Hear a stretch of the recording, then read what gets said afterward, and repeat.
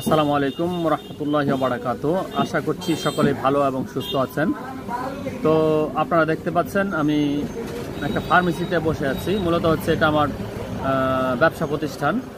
তো এখানে নিয়মিতভাবে ব্যবসা করি প্রায় 10 থেকে 12 বছর যাবৎ। তো বিষয়টা হচ্ছে যে পাশাপাশি ভিডিও বানাই, ভিডিও মেক করি। তো এখন আপনি হয়তোবা ফেসবুক থেকে বা ইউটিউব থেকে টাকা আর্ন করতে চান, অনেকে আমাদেরকে কোয়েশ্চেন করেন নানান সময়। তো এখন প্রশ্ন হচ্ছে আপনি কি আপনার যে প্রফেশন আছে বা যে কর্ম আছে সেটা বাদ দিয়ে আপনি কি ভিডিও মেক করবেন কিনা। তো এই ক্ষেত্রে যদি এই ধরনের প্রশ্ন আপনার সামনে আসে, আমি বলবো যে না, আপনি আপনার যে কর্মস্থল আছে সেটা বাদ দিয়ে কখনোই আপনি ভিডিও মেক করবেন না। আপনার যে মেন প্রফেশন সেটার উপরে আগে প্রথম ফোকাস করতে হবে এবং পার্ট টাইম হিসেবে আপনি ভিডিও মেক করতে পারেন। তা না হলে কিন্তু আপনি একটা জোট জামালায় পড়ে যেতে পারেন বা সমস্যায় পড়ে যেতে পারেন। কেননা দেখুন যে এখন যদি আপনি ফেসবুক বা ইউটিউবে আপনি সফলতা পেলেন, হয়তোবা কিছুদিন কাজ করার পরে আপনি এখান থেকে মনিটাইজ পেলেন বা ভালো একটা টাকা পয়সা আর্ন করলেন, কিন্তু আর্ন করার পরে যে আপনি এখান থেকে মানে এটা যে স্টেবল একটা মিডিয়া সেটা আমি বলবো না।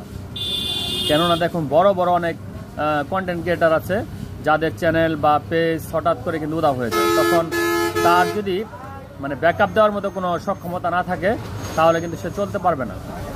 আর ইউটিউবটা বা ফেসবুকটা বা কন্টেন্ট ক্রিয়েশনটা বা ভিডিও মেক করাটা এটা আপনার কি বলে যে আপনার ফার্স্ট জব হিসেবে যদি নেন বা প্রফেশন হিসাবে নেন, সেটা একটা পর্যায়ে গিয়ে তারপর নেওয়ার জন্য বলবো, প্রথম অবস্থায় না।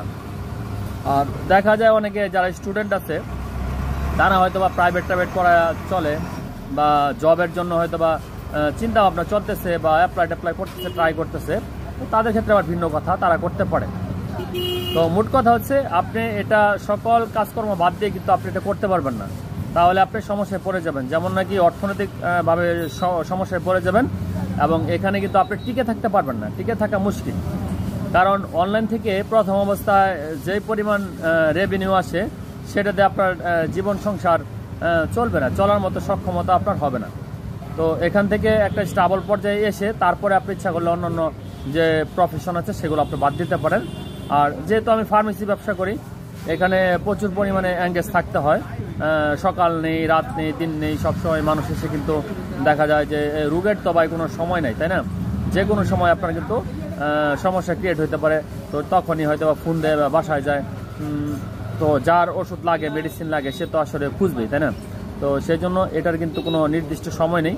তো সকল সময় কিন্তু এই প্রফেশনটায় লেগে থাকতে হয়।